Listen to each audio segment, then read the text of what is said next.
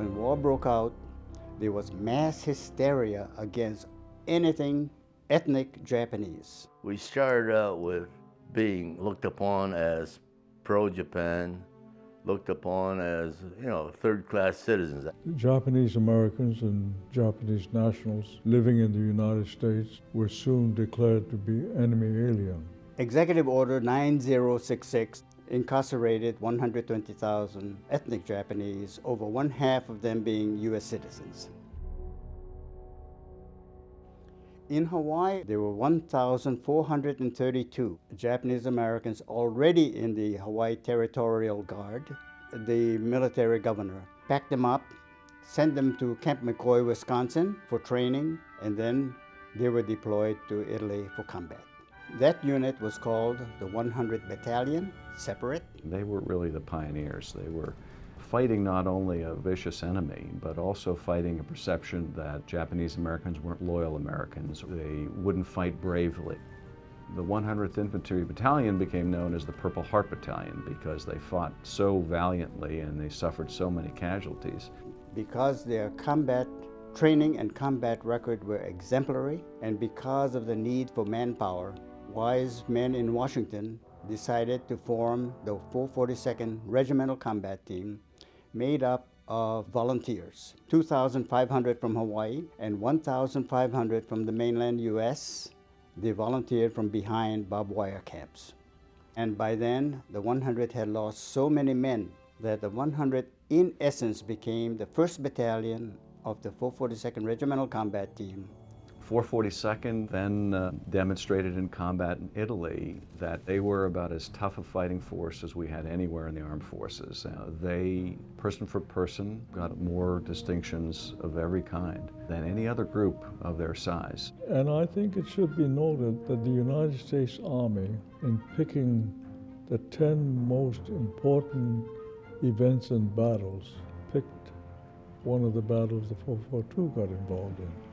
Battle of the Lost Battalion. They were ordered to rescue a trapped battalion of the Texas Division. When we realized what this was all about, some of us, in chit-chatting among ourselves, said, this is what we have been waiting for. Very intensive fighting. Some units suffered very heavy casualties. One company had 16 men standing, and another had 8 men standing. Despite all that casualties, we did what we had to do to save our men. But that sacrifice for many of us was worth it because America took notice. The MIS, they played an absolutely vital function. First, they served in combat roles right next to combat teams. But second, they used their linguistic skills to gather intelligence, to do translations, to do interrogations, and many times they were at equal if not greater risk because they could be confused with enemy troops and they could take fire from all sides. They didn't trust us at first. I volunteered as a private in the Army. That was 1942. By the time Japan surrendered in August 1945, they gave about 50 of us a field commission as second lieutenants. So that means they finally trusted us to become officers. These were some extraordinarily brave people playing an absolutely vital role, and their contribution is probably least known of the 3 groups because for a long time their work was classified and kept secret. The Japanese American soldiers fought in Pacific side and European side to prove their loyalty and also their capability. Congressional Gold Medal is Congress's highest honor. It's the highest medal that we can award anyone. And there's a very illustrious small group that has received it since the country's founding. George Washington was an early recipient, people like Neil Armstrong, Thomas Edison, or Martin Luther King. All of them played a role in our history to shape our country in a good way, in a better way.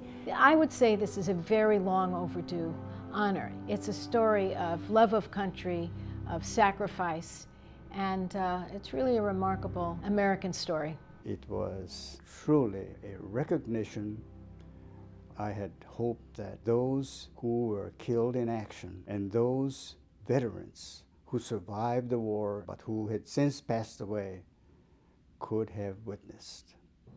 They're just a profound illustration of commitment, of bravery, courage under fire, sacrifice, love of country.